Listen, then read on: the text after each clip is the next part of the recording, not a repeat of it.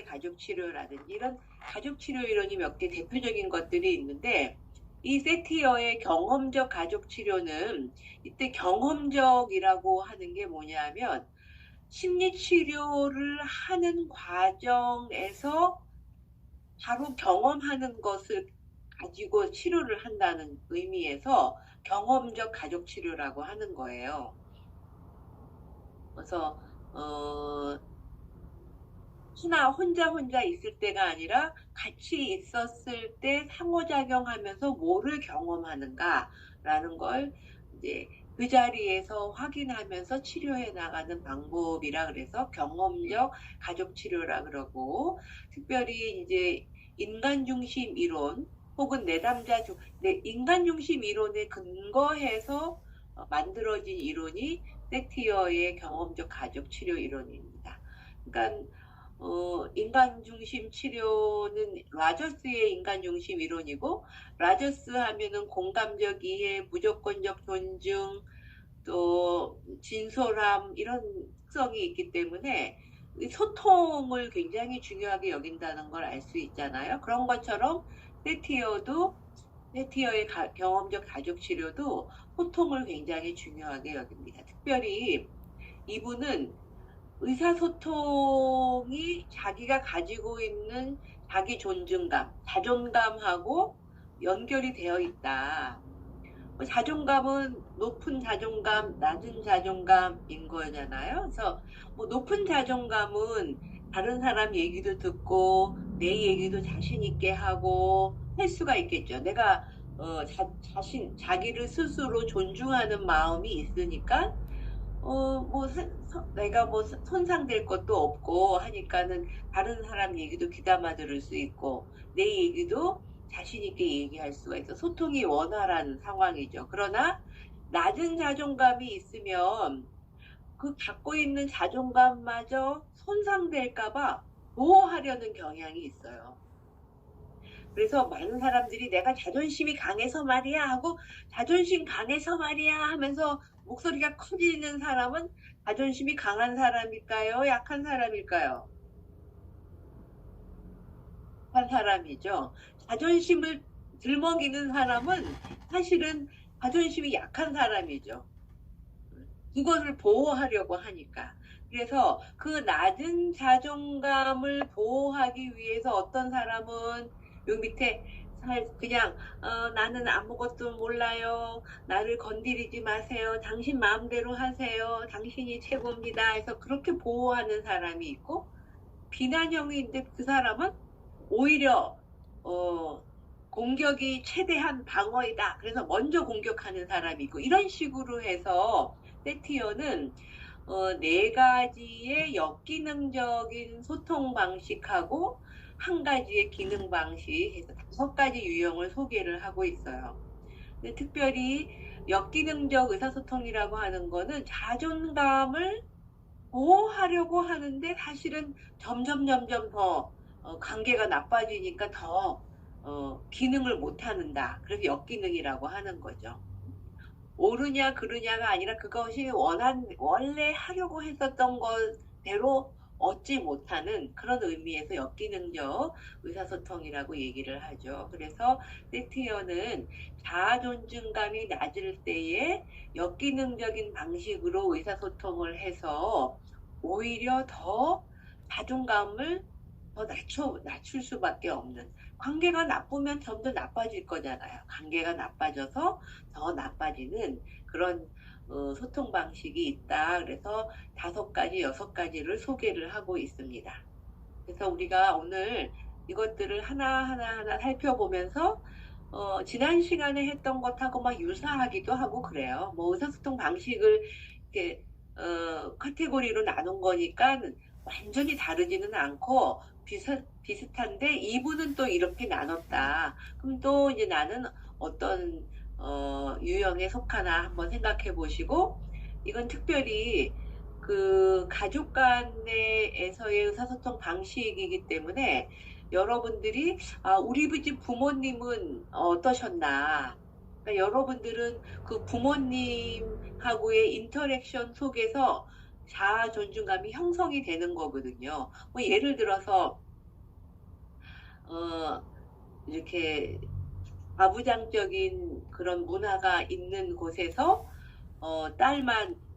딸 낳는데 네 번째 딸이라든지 세 번째 딸이라든지 그러면은 그 딸에 대해서는 뭐 뭐, 뭐 무시하고자 뭐 이런 여러 가지가 있죠. 그러면은 가족으로부터 무시를 늘 당하면은 나는 굉장히 화가 나고 억울하고 하기는 하지만 내면적으로는 나는 가치가 없는 사람이다. 느끼는 거는 화가 나고 억울하고 하지만 사실은 내면적으로는 가치감이 없어질 수가 있는 거죠. 그래서 그것 때문에 막 굉장히 감정이 항상 앞선다라든지 또 어떤 사람은 아예 그냥 위축이 되어서 그냥 나는 아무것도 아니야. 당신 맘대로 해. 이렇게 이제 하는 형태로도 만들어진다. 그래서 어, 부모님들이 어떤 소통 방식을 가지고 있나를 한번 생각해 보시는 것도 방법일 수 있고, 지금 우리 부부 또 나와 자녀 간에 어떤 소통 방식을 하고 있나 이런 것들을 이렇게 한번 생각을 해 보시는 시간을 가지면 좋을 것 같습니다.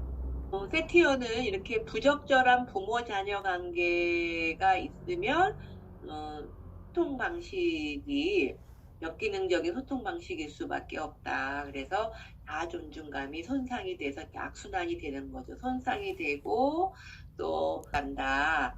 그래서 세티어는 가족 치료는 낮은 자존감을 이제 회복시키기 위해서 그 사람의 가치를 인정하고 가지고 있는 장점과 자원을 계속 이제 발견할 수 하는 방식으로 심리 치료를 가족 치료를 해가는 방식을 가지고 있습니다. 근데 오늘 우리는 세티어의 가족 치료 자체를 배우는 것이 아니라 이 사람이 소개하고 있는 의사소통 방식을 한번 살펴보고 우리한테 적용을 해보는 시간을 가지려고 합니다.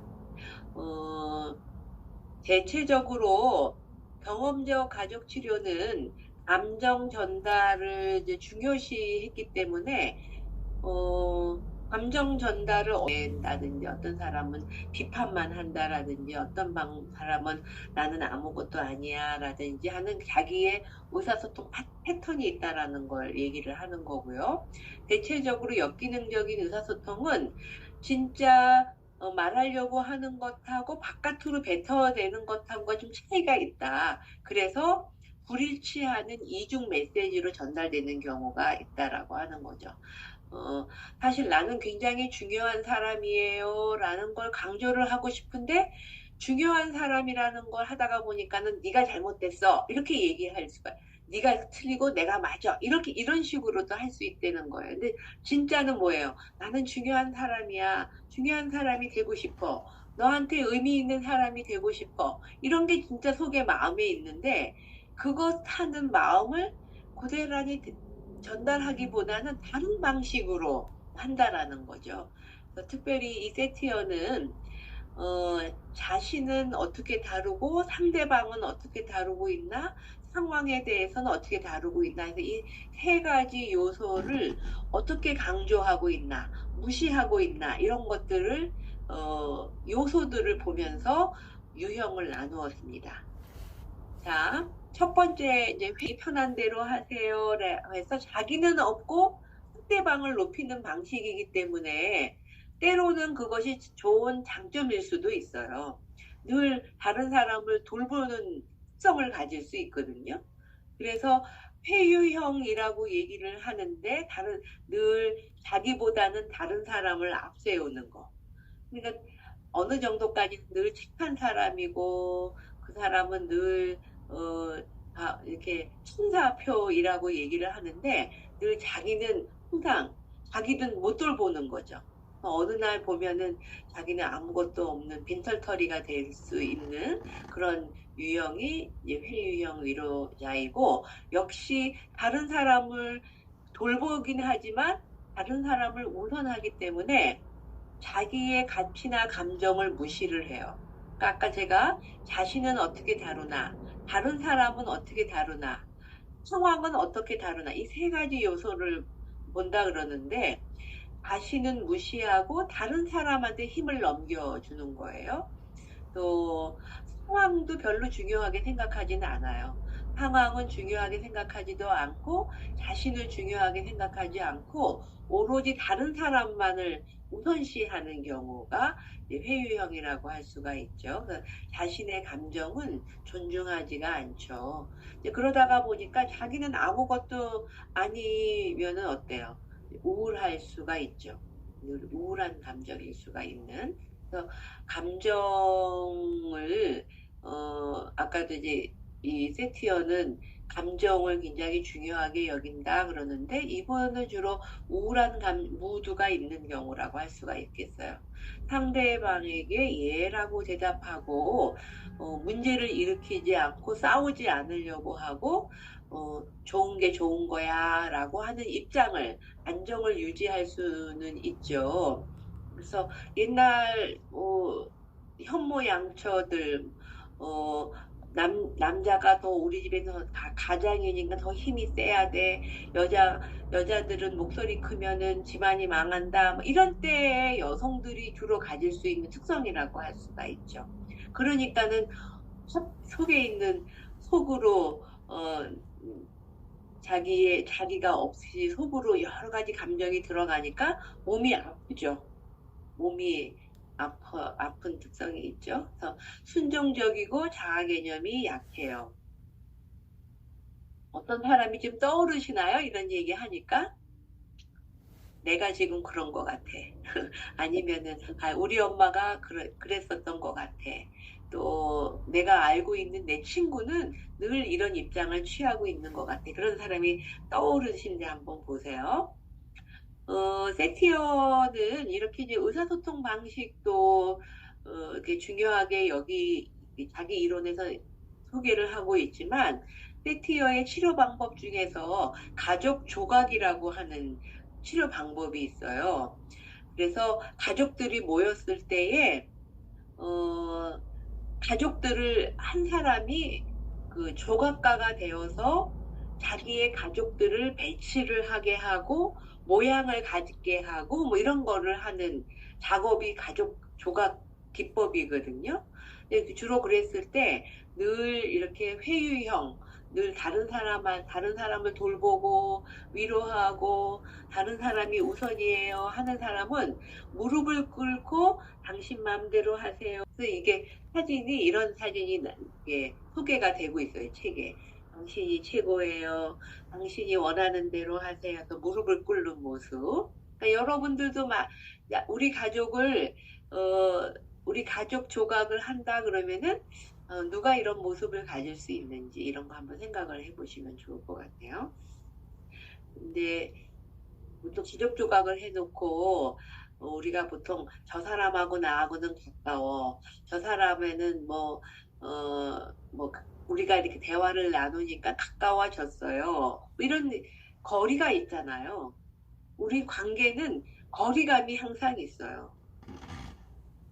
그래서 어떤 분들은 공식적인 관계는 뭐 2m 이상 떨어져야지 공식적인 안정적이다. 아주 가까운 사람은 50cm 안으로 들어오면 가까운 사이다. 이렇게 하죠. 그래서 우리가 상담도 앉으세요. 상담 이제 방에 들어왔을 때 어디에 앉나, 엄마하고 가족들이 왔었을 때 서로 어디에 앉나 이런 거 보면서 가족이 서로 누구랑 연합되어 있는가 이런 것들을 관찰할 수가 있어요. 또 상담을 받으러 온 한 개인이 제가 이렇게 여기에 앉아 있는데 의자들이 주르륵 있을 때 주로 어디에 앉아 있나. 우리도 교실에서 보면은 꼭 뒤에 앉는 사람, 꼭 가운데 앉는 사람, 꼭 앞에 앉는 사람 뭐 있잖아요.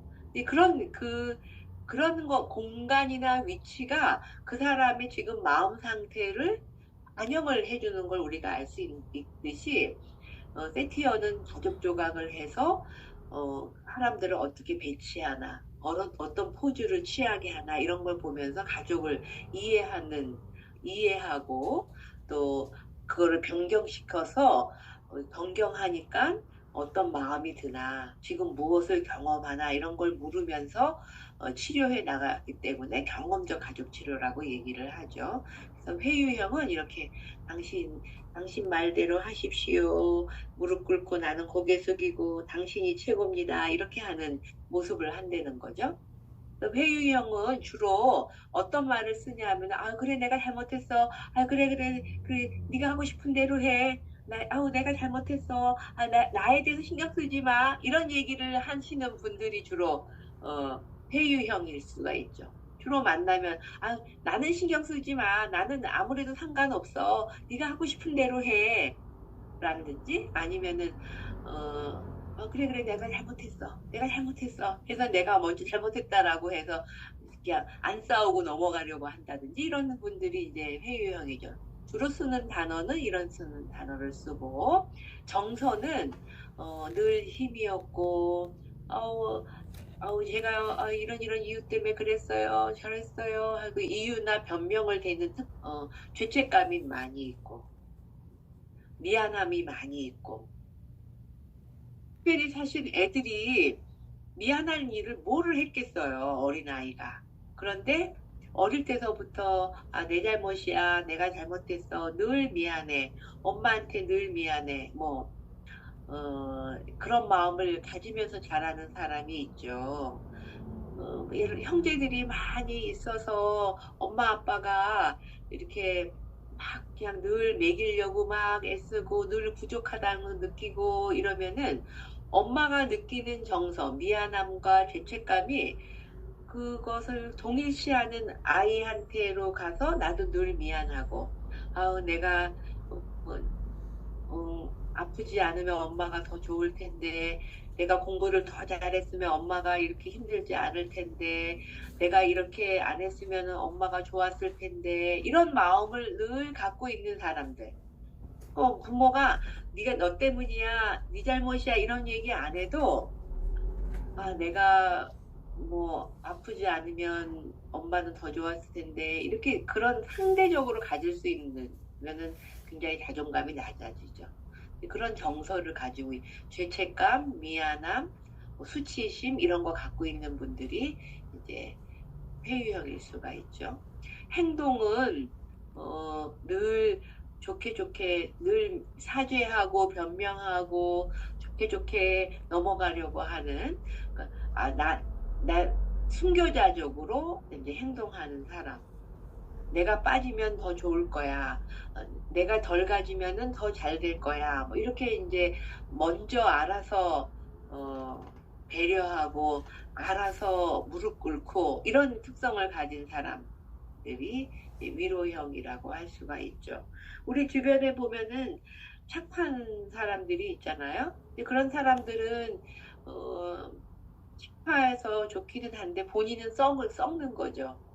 그런 분들은 신체적으로는 소화도 안 되고 참고 하니까 뭐 현두통이라든지 변비 이런 게 많죠. 내적으로는 나는 가치가 없다, 또 짐이 될까 두렵다라는 내적 경험을 하고, 그래서 불안이나 우울증, 자기 학대, 나만 없어진다면 이런 생각을 이제 하고 이런 심리적 영향이 있다고 얘기합니다. 이게 다 6가지가 다 연결이 되어 있는 거죠. 근데 굳이 이제 이해를 도우려고 바깥으로는 이런 말과 이런 행동을 하고, 중간에 있는 정서는 나는 아무것도 아니야 라고 미안한 죄책감이 있고, 그 밑에는 가치감이 없는 거. 그것이 이제 몸에 신체적으로 영향을 미친다라고 하는 거죠.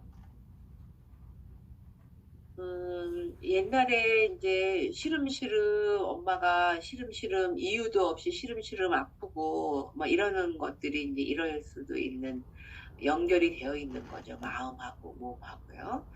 아까 앞에서도 얘기했지만 자기는 무시하고 타인만 존중하는 거예요. 상황도 무시하고. 또 그런데 아까 말씀드렸던 것처럼 회유형이지만 위로자일 수도 있거든요. 이렇게 남을 돌보고 눈치 잘 보고 하는 것이 특성일 수도 있다는 거예요. 이런 분들은 이제 주로 자기 존중감을 향상시키려고 하거나 자기 주장 훈련이라든지 거절이나 반대나 아니요, 노 이런 거를 할 수 있도록 연습시키는 거, 자기가 지금 느끼는 감정, 인식하기 이런 것들을 이제 연습을 시키는 게 좋다라고 하는데 오늘 이거는 뭐 치료하는 거는 중요하진 않아요. 이제 이런 특성을 가진 의사소통을 하시는 분이 있다라는 것이 더 중점적인 내용입니다. 남자분들 중에도 뭐 이런 분들은 그렇게 많지는 않은 것 같아요. 그런데 이제 여성성이 높은 남성분들 또 이제 막내인데 주로 여자 막내들이 이런 특성을 많이 가지고 있죠. 전에 이제 그리고 가부장적인 가정에서 여러 명의 딸이 낳았을 때 막내로 태어난. 그래서 여러분들이 작은 아씨들에서 보면 첫째 딸, 둘째 딸, 셋째 딸 생각나시나요? 작은 아씨들에서 작은 아씨들 셋째 딸은 어때요? 아프잖아요? 일찍 죽죠, 아파서? 그래, 그런 것들이 나타나죠. 우리나라 노래에 최부자 최진사 댁에 딸만 셋이 있는데 그 중에서도 셋째 딸이 최고라더라 이렇게 얘기하잖아요. 그 노래가 왜 셋째 딸이 최고일까요? 그 옛날에 셋째 딸은 아주 현모양처이죠. 주장하지 않고 매매하고 순종적이고 다른 사람을 잘 돌보고 그래서 보지도 않고 데려가는 셋째 딸이 되는 이유가 이제 이런 특성들을 가지고 있는 거죠. 이제 자, 회유형이죠. 그러면은 이분도 역시 낮은 자존감이 있어서 먼저 알아서 기는 거잖아요. 나는 아무것도 아니에요. 라고 이제 하는 건데, 반대로 자기의 낮은 자존감을 보호하기 위해서 남을 공격하는 유형이 이제 비난형이에요. 다른 사람을 이제 자기의 강함과 우월성을 과시하려고 하는 의도로, 그러니까 내 거를 보호하려니까 다른 사람을 먼저 이 강함과 우월성을 과시하려고 의도적으로 상대를 무시하는 특성을 가지고 있는 거예요. 그러니까 쉽게 이렇게 좀 흥분하고 또 지적하고 하는 특성이 욱하고 이제 자기가 조금이라도 꼭 그렇게 해야만 되나? 라고 하면은 그게 상대방은 단지 그냥 의견을 내세운 건데 마치 자기의 의견을 묵살했다라고 생각을 해서 왜 너는 나를 무시하느냐 이렇게 이제 쉽게 이렇게 화를 내는 타입이라고 할 수가 있죠. 타인의 가치를 낮추면서 자신과 자신의 상황에만 가치를 두는 거예요. 그러니까 아까 세 가지 자신, 타인, 상황인데 이분은 자신과 자기의 상황에만 가치를 두고 타인을 무시하는 특성이 있죠. 타인이 부족하고 잘못됐다고 생각이 되면 오히려 고봐 내 말이 맞지 뭐 이러면서 이제 편안한 느낌을 갖는다라고 얘기를 하고요. 자신의 사고가 제일이고 다른 사람은 틀렸다라는 흑백 논리를 가지고 있는 거죠. 옳고 그름이 이제 흑백 논리만 있는 거죠. 다른 사람이 조금 다른 의견을 내세우는 또 다른 의견에 대해서는 이제 잘 못 견디는 거죠. 쉽게 흥분하고 다혈질이고 뭔가 이렇게 여러 가지 변인에 따른 사고를 하기가 어려운 거죠. 합리적이고 이성적 사고가 좀 부족하고 왜냐면 쉽게 감정적이 되니까 그렇죠. 감정이 앞서고 또 약한 사람한테는 강하고 강한 사람한테는 이제 약하고 하는 복종하면 더 강하게 상대방을 비난을 할 수 있다라고 하는 거죠. 완고하고 독선적이고 명령적이다. 옛날에 이 영화에 주로 나오죠. 자기 가정을 잘 책임지지 못하고 돈을 잘 못 벌거나 또 이제 노름이나 술이나 이래서 집안을 잘 못 돌보는데 그것에 대해서 아내가 막 투덜투덜 한다든지 바가지를 긁으면은 확 이제 소리를 팍 질러서 막 무시를 해버리고 상황을 푹 무마를 시킨다라든지 나도 하려고 했단 말이야 라고 해서 이제 자기 입장을 내세우는 그런 그 TV 드라마나 영화에서 나오는 그런 분을 이제 상상을 하시면 되죠. 옛날에 가부장적인 가정에서의 그 아버지들이 많았었죠. 아마 여러분들도 나는 절대 우리 아버지 같은 사람은 안 될래 라고 했었을 때 이런 모습이 좀 있으셨을 때 그런 뭐 생각을 하셨을지도 모르겠어요. 그림으로는 맨날 이제 허리에다 탁 허리 딱 쥐고 말이야 뭐 이렇게 지적하는 모습을 이제 자녀가 만약에 가족 그 조각을 한다면 이런 모습을 주로 만들 수 있는 사람이죠. 이분들은 넌 도대체 할 줄 아는 게 뭐가 있냐 뭐 이렇게 이제 지적을 한다든지 남을 무시한다든지 뭐 이런 특성의 말을 많이 하고 내가 대장이야 라고 하는 마음을 갖고 있는 거죠. 내 맘대로 할 거야. 도대체 마음에 드는 게 없어 하고 늘 불만하고 불평하는 그런 입장, 불평불만하는 정서를 가지고 계신 분, 행동은 공격적이고 명령하고 다른 사람 약점을 발견해 갖고 막 놀림을 한다든지 이런 행동이 나타나는 거죠. 그러나 사실은 이분은 굉장히 외로운 사람일 수밖에 없는 입장이죠. 공격이 최대의 방어. 자기 생각만이 우수해라고 생각하니까 과대망상일 가능성으로 이제 흘러가는 거고 굉장히 공격적인 성을 가진 사람이죠. 우리가 이렇게 회의를 해보면 사사건건이 반대하시는 분들이 있어요. 그게 이제 의견도 제대로 들어보지 않고 싫은 사람은 어떤 얘기를 들어보지 않고 무조건 싫은 이런 특성을 가진 분들 굉장히 이제 보호하려고 하는 특성이 있는 거죠. 이분들은 늘 이제 핏대를 세우고 늘 화나고 막 이러니까 근육이 늘 긴장이 되어 있고 혈압이 높고 심장병 질환이 높은 그런 특성이라고 할 수 있죠. 다른 사람은 무시하고 자기하고 상황만 강조하는. 그런데 이분들도 뭐 이렇게 주장을 잘 하니까 그런 일을 또 맡길 수도 있어요. 우리 뭐 모임에서 막 이렇게 늘 소리 높은 사람한테 아니 네가 회장해 이렇게 시키잖아요. 이제 그런 것들이 또 강점이라고 할 수가 있겠죠. 이제 이분들은 감정을 조절하고 경청하고 하는 연습을 시킨다 이렇게 얘기를 하고 있습니다. 집에서도 아까 회유형하고 비난형이 한 쌍으로 있을 수가 있어요.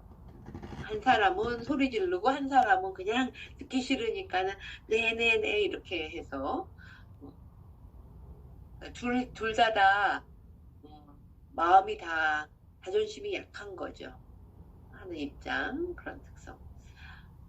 지금 소개하는 거는 뭐 극단적인 입장으로만 제가 소개를 하는데 그런 특성들을 조금씩이라도 보이는 걸 생각을 해보시면 좋을 것 같습니다. 세 번째 사람은 아까 이제 비난형은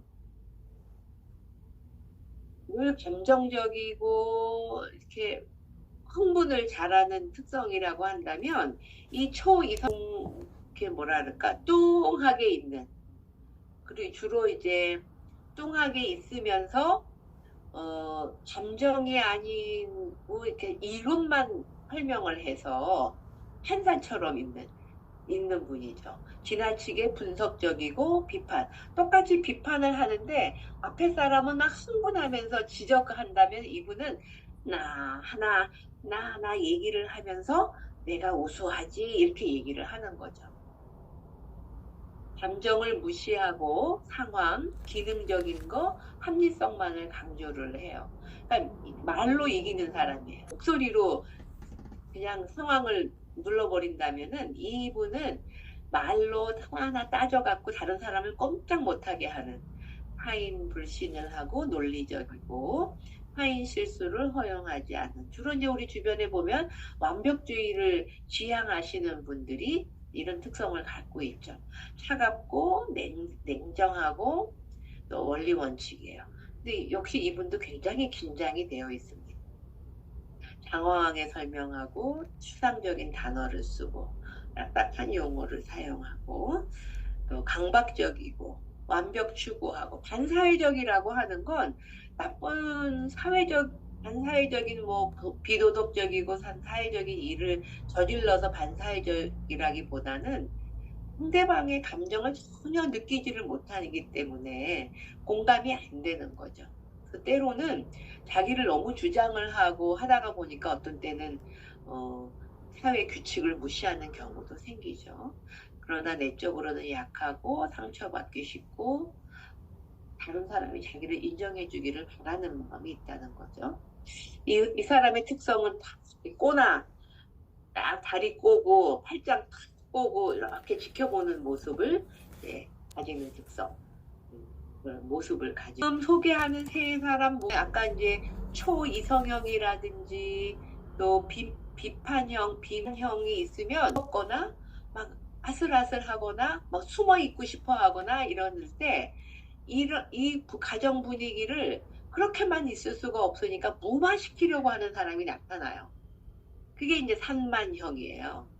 그러니까 이 사람도 무서운데 어떤 사람은 그냥 꼼짝없이 숨어 있는 사람이 있는가 하면 이 사람은 막 개그맨처럼 맥락 없이 막 웃기는 말을 하거나 괜히 난데없이 춤을 춘다거나 뭐 이렇게 해서 집안 분위기를 막 살리려고 애쓰는 사람, 그런 사람이 이제 산만형이죠. 그러니까 본인은 정신없이 행동을 하는데 뭐 기가 막혀서 웃는다라든지 뭐 이러면은 내가 무슨 역할을 한 것 같아 이래서 이제 그런 행동을 계속하는 거예요.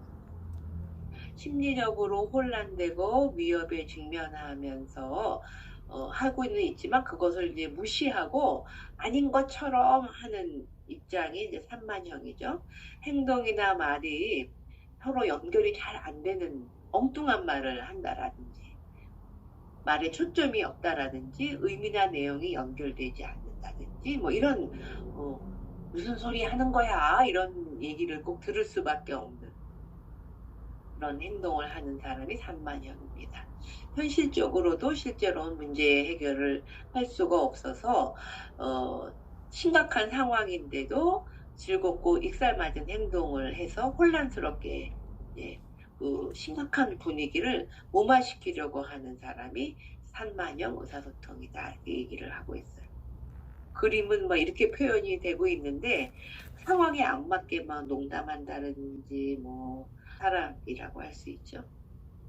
이런 사람은 맥락 없는 말을 한다든지 또 늘 현고 행동은 부산한 너무 지나친 활동성을 갖는다라든지 상황에 맞지 않는 행동을 한다든지 하는 거고요. 그러나 내적으로는 정말 나는 가치가 없고 고독한 건데 그렇게 무거운 분위기를 이제 두려워하는 거죠. 소외에 대한 두려움, 타인의 주의를 끌려고 텐션 게팅을 한다든지 또 심리적으로는 이렇게 혼돈되어 있고 부적절감을 느끼고 있다. 어디서든지 이렇게 무마는 되지만 인정받지는 못하는 거죠. 신체적인 거는 당뇨, 편두통 뭐 이런 신경계통 장애가 있다라고 하는데 뭐 1대1 딱 들어맞는 건 아니에요. 이거는 뭘 의미하냐 하면 이분이 갖고 있는 성격 특성과 언어형이 신체에 영향을 미친다는 거죠. 왜? 낮은 자존감을 갖고 있기 때문에 어딘가에 구겨져서 있어서 회복되질 않고 있어서 이런 신체에 문제가 생길 수 있다라고 하는 거죠.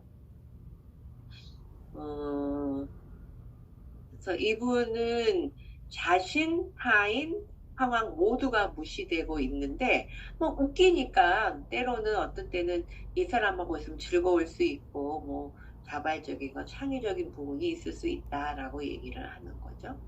지금까지 4가지가 세티어가 말한 자기 자존감이 낮은 사람들이 그것을 방어하거나 뭐 더 나빠지지 않게 보호하기 위해서 취하는 소통 방식 네 가지를, 역기능적인 소통 방식 네 가지를 소개해드렸어요. 근데 이게 역기능적이라고 하는 이유는 자기 간에는 낮아지고 무섭고 두렵고 뭐 이런 것들을 좀 무마해 보려고 했는데 결국은 자존감이 더 낮아지는 일, 기능을 제대로 못했다. 그래서 역기능이라고 얘기를 하는 거죠. 자, 지금까지가 이렇게 역기능적이었다고 한다면 마지막으로는 이제 일치형 의사소통은 뭐 마음을 그대로 표현할 줄 알고 다른 사람의 입장도 이해를 하고 상황도 또 참고할 수 있는 자신이 중심이 되고 다른 사람하고 연결의 필요성을 느끼고 관계를 가질 수 있고 뭐 이런 특성이 일치형이라고 할 수가 있죠. 자신과 다른 사람을 돌보고 현재의 상황을 객관적으로도 할 수 있다. 뭐 좋은 건 다 있는 거죠. 이런 사람들은 자기의 감정을 잘 자각하고 자기의 감정을 잘 표현할 줄 알고 그래서 생산적이고 개성이 있고 그래서 건강하고 균형이 있고 뭐 이렇게 균형감, 예수를 만나기 전에는 낮은 자존감이 있을 수가 있겠지만 또 주님 만남으로써 자기의 우리가 회복을 할 수 있어서 이렇게 이제 변해가는 거죠. 그래서 여러분들이 이제 상담을 하면 이런 특성을 가지도록 하는 방향의 목표를 가질 수가 있어요. 내가 이런 특성을 가지느냐를 확인하는 것도 중요하지만 어디로 향해 가야만 되느냐. 이 일치형으로 가게 하는 것으로 이렇게 여러분들이 이런 내용을 이해를 하시면 좋을 것 같습니다.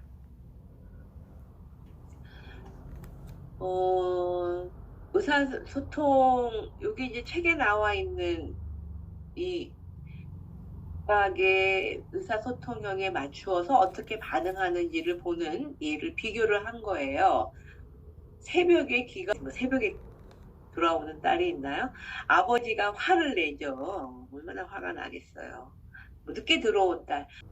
자, 회유형은 아빠 잘못했어요. 용서해 주세요. 제가 잘못했어요. 뭐 이렇게 이제 하는 거죠. 그러나 뭐 또 늦게 오죠. 모든 게 다 제 잘못이에요. 잘못 봤어요. 뭐 이렇게 이제 얘기하는 입장이고, 비난형은 왜 이렇게 소리를 지르시는 거예요? 내가 아빠 그거 싫어서 온 거 늦게 들어온 거예요. 뭐 이렇게 이제 아빠를 비난하는 형태.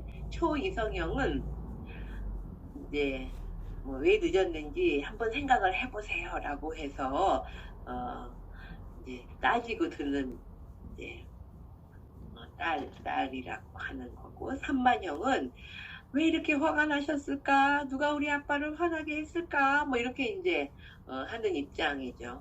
뭐 사실 이렇게 얘기를 하면은 아버지 더 화가 나고 그럴 수밖에 없어서 이게 그래서 역기능적이라고 하는 거예요. 자기 간에는 뭐가 대답을 한다고 했지만 결국은 더 관계가 나빠지는, 연락드렸어야 되는데 뭐 이것도 사실 저는 교과서에 있다고 해서 제가 받긴 했지만 늦어진다고 연락드렸어야 했는데 준비에 정신이가 제가 잘못했습니다. 죄송합니다. 또 그러나 내 나름대로는 이유가 있었고 아버지가 기다리시냐고 너무 화가 많이 나셨죠? 이렇게 자기 입장과 다른 사람의 입장을 서로 얘기했다. 그래서 일치형으로 했는데 네, 이게 뭐 그렇게 좋은 반응은 아닌 것 같아요. 미리 정말 연락을 하고 자기의 입장을 얘기를 하고 아니면 다른 방식을 택하고 주장하고 이렇게 하는 게 좋은 방식이겠죠. 자, 제가 기능하는 의사소통 방식하고 그렇지 않은 방식 4가지, 모두 5가지를 소개를 해드렸는데 세티어는 이렇게 5가지 유형이 가정에 존재한다. 가정에 어려움이 있는 가정은 이 앞에 있는 역기능적 반응의 소통 방식이 있어서 그 가정에 문제가 생긴다. 이렇게 얘기를 했습니다. 이것도 여러분들이 여러분 자신을 비춰보는 것을 하는 기준을 제공해 드리기 위해서 소개를 한 건데, 나는 어떤 유형에 비슷한지, 우리 부모님은 어땠었는지, 우리 지금 현재 가정은 어떤지 해서 서로 상호작용하는, 특별히 문제가 쟤하고는 너무, 저 사람하고는 너무, 우리 부모님 누구하고는 정말 안 통해. 근데 이런 분들의 관계를 한번 생각을 해보세요. 자신하고 그분들, 걔네, 이렇게 한번 비교를 한번 해보시면 좋을 것 같아요.